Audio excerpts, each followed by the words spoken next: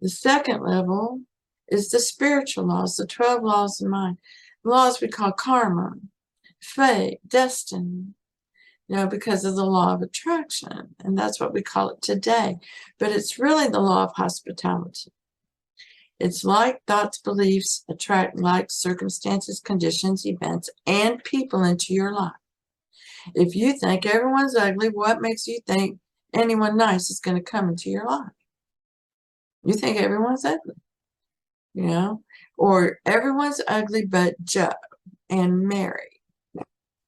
And Joe and Mary be great for a little while, but then they'll either leave and not be friends with you. Something will happen, because you believe people aren't nice. You don't want to be around it. Sorry, it's not you get to pick and choose which ones are. It's all for one and one for all. And these are karmic laws, the 12 laws of mind. And most people have these wrapped around their being, except for the first one. They're starting to understand the first law, which all the other laws are a part of it. The other laws are the nature of your being, of the one. But the one there's only one mind working here. Okay? Everybody's saying the same thing differently. And everybody needs to shut up and be quiet. And let everyone speak. And stop accusing the other of doing what you're doing. And you think, oh, I'm not doing it. I beg to differ. You need to go look in that mirror. You know better than they are if you get in bed with them. This is the thinking, and this is why you get repeated actions. So 3 is a pattern.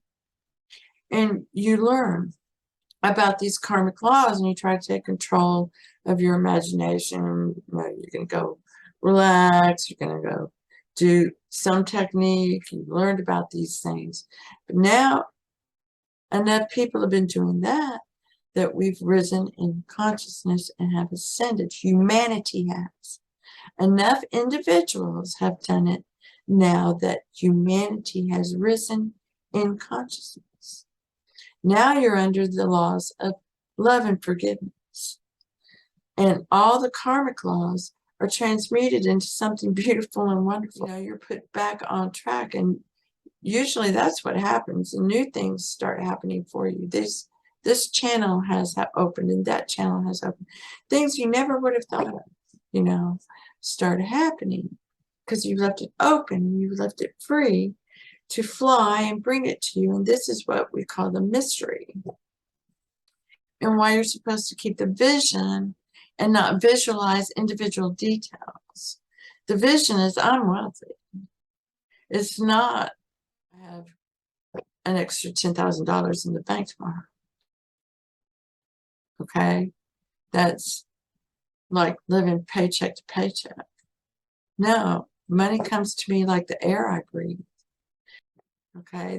The greatest compliment is imitating somebody. So it's, I love my body. It's just like, Angelina Jolie's, and it's beautiful. Only I really have my tits.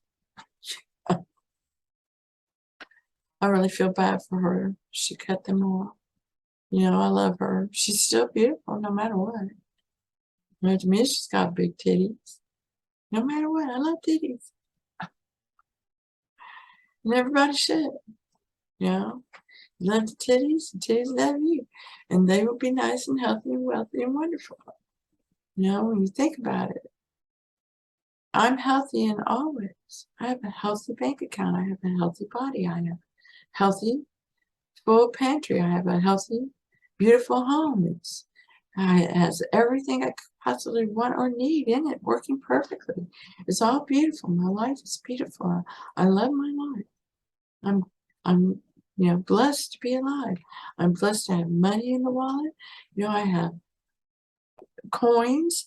I have checks. I have all kinds of wonderful things always flowing to me. It's just wonderful.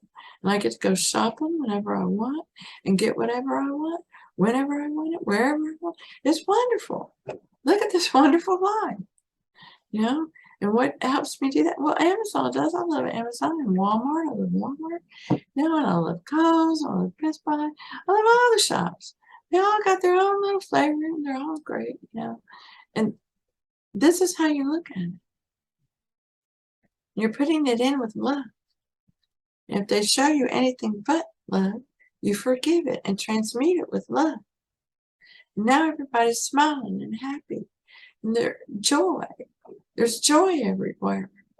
Everywhere you go. Because how have you been using your imagination? You know, and I understand a lot of people have separated out their imagination, but that's the problem. Okay, you've been distorting your life story. Let your life story play out. Let it flow, accept it's beautiful and perfect, and that you're a perfect expression of God. And that's the love and forgiveness part. That's pulling it all together. Forgiveness for the man and love.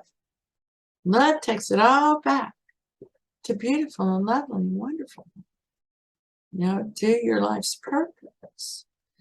And if you've been fighting that all your life, you may not understand or know what your life purpose is. So you ask or you claim. Thank you, Father, for showing me my divine design, what you have for me. I know there's only something that only I can do out there, you know, and I don't know what that is or how to do it. Help me. Thank you, Father. You know, I want to do whatever it is you want me to do. You know, show me. My will is God's will. My mind is God's mind. My heart is God's heart. And vice versa. God's heart is my heart. God's mind is my mind. And God's love is my love. You know, and the big missing ingredient in all this is, you know, flipping your mental thoughts, your mental diet, and grabbing that feeling of just being, you know, you're so glad you're alive. And this is a part of loving yourself. You know, what if you die tomorrow morning? Enjoy the day. You know, you have no idea. You don't know. Only God knows. All right? Only God knows. The infinite. And he ain't telling you. He's already told you. You're going to live a long, long, long, long time. And have all the joys and wonders of your heart and more. If you submit to my will. Okay. I accept. I accept. God's will is my will. You know, my will is God's will. And that's what I'm doing. So, hope this helps. But it's really you know, gone from the bottom up, from learning about the physical laws, then you learn about the spiritual laws, and then you learn about, you know, the ultimate spiritual law. You know, this overcomes all of that. Okay? And makes it beautiful if you go for right-minded thinking. And if it's not right-minded thinking, then it will fall under the karmic law. You'll get your ass bitten. You get shown. You get told. And it starts off as showing it to you. And it's coming at you. Like the chicken heart. You know, that ain't New York City. And it keeps coming at you. Till it bites you. You know, and it will bite you. Because you didn't change your thinking, even though it showed you. Do you sure you don't? You know, because we're all one. So if you've been asking for a sign and you pull up YouTube and the first video you see, you know, not the first one in the queue, but the first one you see, consciously see, that's probably a sign. I might want to watch that. And then think, what have I been thinking? Or, oh, that's how you do that. You know, quick and easy.